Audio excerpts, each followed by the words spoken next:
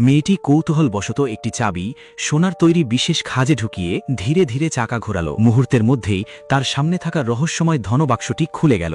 দুজন তাড়াতাড়ি মিলে বাক্সের ঢাকনা তুলতেই অবাক হয়ে দেখল ভেতরে নিঃশব্দে পড়ে আছে একটি খাঁটি সোনার বালা। মেয়েটি এক মুহূর্ত দেরি না করে সেটি হাতে নিতে গেল, কিন্তু ঠিক তখনই অবিশ্বাস্য এক ঘটনা ঘটল। সোনার বালাটি হঠাৎ নিজে থেকেই বাতাসে ভেসে উঠল আর সোজা গিয়ে মেয়েটির কবজিতে শক্তভাবে আটকে গেল। মেয়েটি কিছু বুঝে ওঠার আগেই বালাটি তীব্র সোনালি আলো ছড়িয়ে দিল, আর সেই আলো মুহূর্তেই তার আত্মাকে যেন অন্য এক রহস্যময় জগতে টেনে নিয়ে গেল।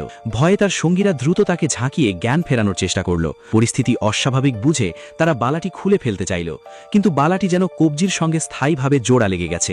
যতই জোরে টানুক এক চুলও নড়ল না। এদিকে ধনবাক্সের মালিক চলে আসছে বুঝতে পেরে তারা দ্রুত সেখান থেকে পালিয়ে বাইরে বেরিয়ে গেল, কিন্তু বেশি দূর যেতে না যেতেই এক অদৃশ্য শক্তি মেয়েটিকে হঠাৎ শক্ত করে আটকে দিল। ঠিক তখনই সে দেখতে পেল তার এক শত্রু সামনের দিক থেকে এগিয়ে আসছে। সেই মুহূর্তেই মেয়েটির মনে হলো রহস্যময় বালাটি আসলে তাকে বিপদ থেকে রক্ষা করছে।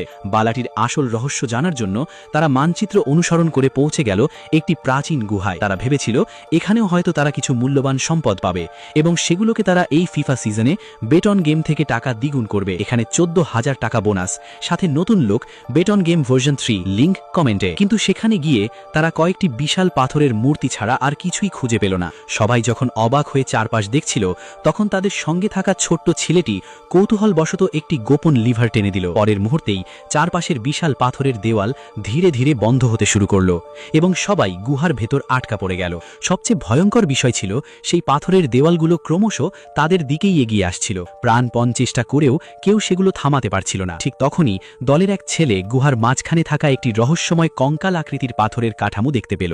মৃত্যুর মুখোমুখি দাঁড়িয়েই সে চিৎকার করে সবাইকে বলল, তাড়াতাড়ি সবাই এর ভেতরে শুয়ে পড়ো। আর ঠিক সেই মুহূর্তেই চারপাশের পাথরের দেওয়াল সম্পূর্ণভাবে একে অপরের সঙ্গে মিলিত হয়ে গেল। হঠাৎ করেই তাদের পায়ের নিচের মাটি ধসে গেল আর সবাই নিচের দিকে পড়ে গেল। কিছুক্ষণ পর তারা ধীরে ধীরে স্বাভাবিক হতেই সামনে থাকা দৃশ্য দেখে বিস্ময়ে স্তব্ধ হয়ে গেল। তাদের চোখের সামনে উন্মোচিত হলো এক বিশাল প্রাচীন রহস্যময় জগৎ, আর ঠিক মাঝখানে দাঁড়িয়ে আছে সেই কিংবদন্তির সোনার নগরী, যার খোঁজেই তারা এত দূর এসেছে। তবে শহরে প্রবেশ করা মোটেও সহজ ছিল না, কারণ তাদের আগেই একদল ভাড়াটে সৈন্য আর এক ধূর্ত শিয়াল সেখানে অবস্থান নিয়েছিল। পরিস্থিতি দেখে শিয়াওমির মাথায় সঙ্গে সঙ্গে একটি বুদ্ধি এলো। সে দূরে একটি থলে ছুঁড়ে মারতেই শব্দে শিয়াল আর ভাড়াটে সৈন্যরা সেদিকে ছুটে গেল। একজন সৈন্য সামনে এগিয়ে একটি ব্যাংকে পরীক্ষা করতে যেতেই ব্যাংকটি আচমকা বিষাক্ত আক্রমণ চালালো। মুহূর্তেই সৈন্যটি অজ্ঞান হয়ে মাটিতে লুটিয়ে পড়ল। এরপর শিয়ালটিও একই পরিণতির শিকার হলো। কিন্তু শত্রুদের সরিয়ে দিলেই তো আর কাজ শেষ নয়। তাদের সামনে থাকা শহরের প্রধান ফটকটি ছিল কয়েক ডজন মিটার উঁচু, আর পুরো দরজা জুড়েই ছিল ধারালো কাটা। সেটি বেয়ে উপরে ওঠা একেবারেই অসম্ভব।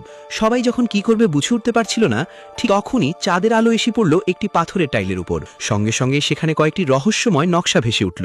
তারা বুঝে গেল এটাই শহরের দরজা খোলার আসল সূত্র। তাই সবাই দ্রুত সেই নকশার অনুযায়ী নির্দিষ্ট মূর্তিগুলোর গোপন লিভার একসঙ্গে টেনে দিল। পরের মুহূর্তেই প্রচণ্ড শব্দে ধীরে ধীরে খুলে গেল সেই বিশাল প্রাচীন দরজা। ভেতরে ঢোকার পর শিয়াওমি একটি চটপটে বানরকে ছাদের উপর উঠতে বলল। এরপর টর্চ লাইট দিয়ে ঘরের বিভিন্ন কোণে আলো ফেলতে লাগলো, যেন কৃত্রিমভাবে সূর্যের আলো তৈরি করা যায়। অন্য একজন সঙ্গী পানি ভর্তি পাত্র দিয়ে সেই আলো প্রতিফলিত করল।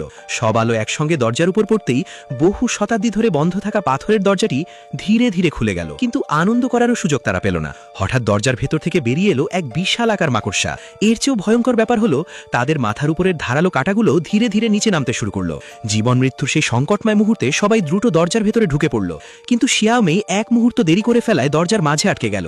তার সঙ্গীরা প্রাণপণে পাথরের দরজাটি ঠেকিয়ে রাখলো, আর বানরটি নিজের শরীর দিয়ে জ্যাকের মতো চাপ দিয়ে দরজাটি সামান্য ফাঁক করলো। অবশেষে অল্পের জন্য শিয়াওমির প্রাণ বেঁচে গেল। এরপর কেউ আর সময় নষ্ট করল না। সবাই এক লাফে সামনের নিরাপদ জায়গায় পৌঁছে গেল। এবার তারা এসে দাঁড়ালো সোনার নগরীর একেবারে শেষ প্রান্তে। সামনে ঝলমলে সোনালী মূর্তিগুলো দেখে তারা এগিয়ে গিয়ে পরীক্ষা করতে চাইছিল, কিন্তু ঠিক তখনই দাসান সবাইকে থামিয়ে দিল। সে পকেট থেকে একটি সোনার মুদ্রা বের করে খুব সতর্কতার সঙ্গে মূর্তিটির হাতে রেখে দিল। সবাই ভেবেছিল এবার হয়তো গোপন যন্ত্রটি চালু হবে, কিন্তু উল্টো দাসানের পায়ের নিচের পাথরের মেঝে একের পর এক ভেঙে পড়তে শুরু করলো, আর সে প্রায় অতল খাদে পড়েই যাচ্ছিল। তার সঙ্গীরা তাকে বাঁচাতে ছুটে যাওয়ার আগেই হঠাৎ এক প্রাচীন প্রহরী সেখানে উপস্থিত হলো। তখনই তারা জানতে পারল এরা আসলে সোনার নগরীর চিরন্তন রক্ষক।